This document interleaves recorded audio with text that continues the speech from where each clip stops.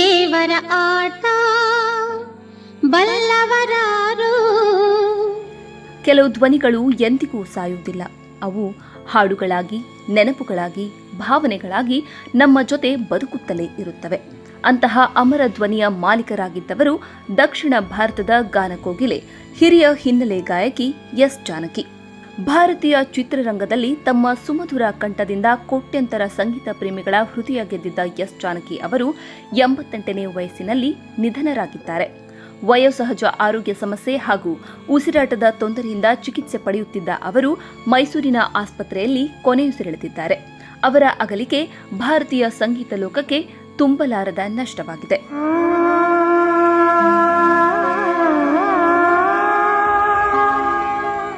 1938ರ April 23ರಂದು ಆಂಧ್ರಪ್ರದೇಶದ ಗುಂಟೂರು ಜಿಲ್ಲೆಯ ರೇಪಲ್ಲೆ ಸಮೀಪದ ಪಳ್ಳೆಪಟ್ಲ ಗ್ರಾಮದಲ್ಲಿ ಜನಿಸಿದ ಅವರ ಪೂರ್ಣ ಹೆಸರು ಸಿಸ್ಟಲಾ ಶ್ರೀರಾಮಮೂರ್ತಿ ಜಾನಕಿ. ಚಿಕ್ಕ ವಯಸ್ಸಿನಿಂದಲೇ ಸಂಗೀತದ ಮೇಲೆ ಅಪಾರ ಆಸಕ್ತಿ ಹೊಂದಿದ್ದ ಅವರು ಯಾವುದೇ ದೊಡ್ಡ ಸಂಗೀತ ಸಂಸ್ಥೆಯಲ್ಲಿ ವಿದ್ಯಾಭ್ಯಾಸ ಮಾಡದೆ ತಮ್ಮ ಸಹಜ ಪ್ರತಿಭೆಯಿಂದಲೇ ಸಂಗೀತ ಲೋಕದಲ್ಲಿ ಅಗ್ರಸ್ಥಾನಕ್ಕೇರಿದ್ದರು. 1957ರಲ್ಲಿ ಚಿತ್ರರಂಗಕ್ಕೆ ಕಾಲಿಟ್ಟ ಅವರು ನಂತರ 6 ದಶಕಗಳಿಗೂ ಹೆಚ್ಚು ಕಾಲ ಭಾರತೀಯ ಸಂಗೀತ ಕ್ಷೇತ್ರವನ್ನು ಆಳಿದರು. ಕನ್ನಡ, ತಮಿಳು, ತೆಲುಗು, ಮಲಯಾಳಂ, ಹಿಂದಿ ಸೇರಿದಂತೆ 20ಕ್ಕೂ ಹೆಚ್ಚು ಭಾಷೆಗಳಲ್ಲಿ ಸುಮಾರು 48,000ಕ್ಕೂ ಅಧಿಕ ಹಾಡುಗಳಿಗೆ ಧ್ವನಿಯಾಗುವ ಮೂಲಕ ಅಪರೂಪದ ದಾಖಲೆ ನಿರ್ಮಿಸಿದರು.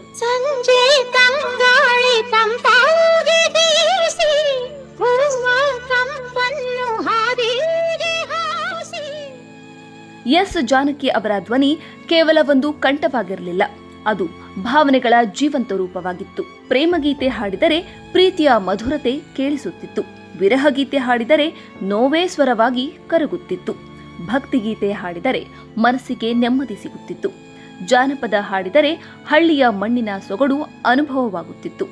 ಜೋಗುಳ ಹಾಡಿದರೆ ತಾಯಿಯ ಮಡಿಲಿನ ಬೆಚ್ಚನೆಯ ಮೆತ್ತೆ ಸಿಕ್ಕಂತಾಗುತ್ತಿತ್ತು.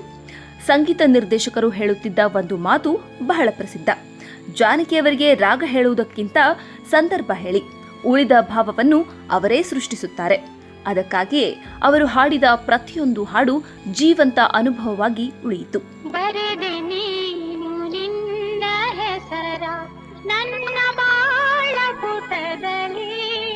ಎಸ್ ಜಾನಕಿ ಅವರಿಗೆ ಕರ್ನಾಟಕದೊಂದಿಗೆ ವಿಶೇಷ ನಂಟಿತ್ತು.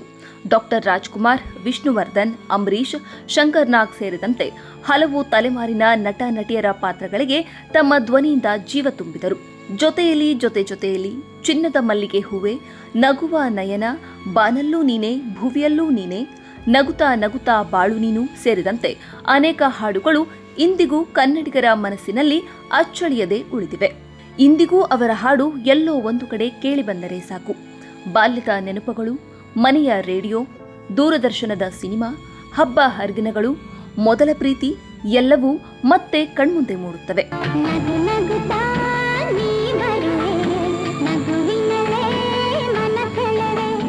ಎಸ್ ಜಾನಕಿ ಅವರು ತಮ್ಮ ಅದ್ಭುತ ಗಾಯನಕ್ಕಾಗಿ 4 ಬಾರಿ ರಾಷ್ಟ್ರೀಯ ಅತ್ಯುತ್ತಮ ಹಿನ್ನೆಲೆ ಗಾಯಕಿ ಪ್ರಶಸ್ತಿಯನ್ನು ಪಡೆದಿದ್ದಾರೆ. ಇದರ ಜೊತೆಗೆ ವಿವಿಧ ರಾಜ್ಯ ಸರ್ಕಾರಗಳಿಂದ 30ಕ್ಕೂ ಹೆಚ್ಚು ರಾಜ್ಯ ಚಲನಚಿತ್ರ ಪ್ರಶಸ್ತಿಗಳನ್ನು ತಮ್ಮದಾಗಿಸಿಕೊಂಡಿದ್ದಾರೆ. 2013ರಲ್ಲಿ ಭಾರತ ಸರ್ಕಾರ ಘೋಷಿಸಿದ್ದ ಪದ್ಮಭೂಷಣ ಪ್ರಶಸ್ತಿಯನ್ನು ಅವರು ವಿನಯಪೂರ್ವಕವಾಗಿ ನಿರಾಕರಿಸಿದ್ದರು. ದಕ್ಷಿಣ ಭಾರತದ ಕಲಾವಿದರಿಗೆ ಸಮರ್ಪಕ ಗೌರವ ಸಿಗುತ್ತಿಲ್ಲ ಎಂಬ ಅಭಿಪ್ರಾಯವನ್ನು ಅವರು ವ್ಯಕ್ತಪಡಿಸಿದ್ದರು. ಅವರ ಸರಳತೆ ಮತ್ತು ಆತ್ಮ ಗೌರವವನ್ನು ಈ ನಿರ್ಧಾರ ಪ್ರತಿಬಿಂಬಿಸಿತು.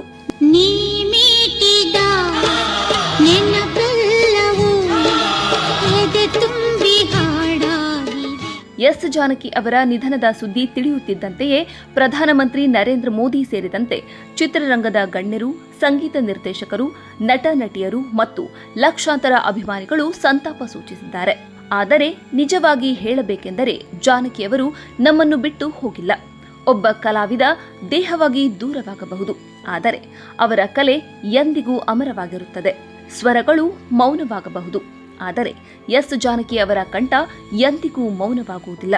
ಅದು ಪ್ರತಿಯೊಬ್ಬ ಕನ್ನಡಿಗನ ಹೃದಯದಲ್ಲಿ, ಪ್ರತಿಯೊಂದು ಮಧುರ ನೆನಪಿನಲ್ಲಿ, ಪ್ರತಿಯೊಂದು ಭಾವದ ಮಿಡಿತದಲ್ಲಿ ಸದಾ ಜೀವಂತವಾಗಿರುತ್ತದೆ. 48,000ಕ್ಕೂ ಹೆಚ್ಚು ಹಾಡುಗಳನ್ನು ಹಾಡಿದ ಆ ಅಮರ ಗಾನಕೋಗಿಲೆಗೆ ನಮ್ಮ ಭಾವಪೂರ್ಣ ನಮನಗಳು.